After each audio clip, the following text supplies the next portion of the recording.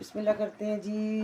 बिस्मिल्लाहिर्रहमानिर्रहीम। शुरू करते हैं अल्लाह के नाम से जो बड़ा मेहरबान निहायत रहम करने वाला है। तो आज ही हम बना रहे थे यहाँ पे अपनी इफ्तारी की रूटीन। और ये देखिए यहाँ हमने बनाई है दाल मैंने, और दाल जो है हमारा तैयार हो चुका है। यहाँ थोड़ा सा मैंने धो के रखा है अपना धनिया और मेथी हरी, तो ये बड़ी मज़े की होती है। इसका थोड़ा सा छुट्टा लगा लेते हैं। दाल हमारी तैयार हो चुकी है ज़बरदस्त, बहुत ही प्यारी खुशबू के साथ।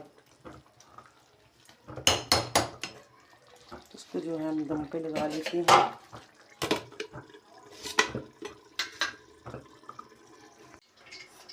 तो बिस्मिल्लाह करते हैं जी। शुरू करते हैं अल्लाह के नाम से जो बड़ा मेहरबान निहायत रहम करने वाला है।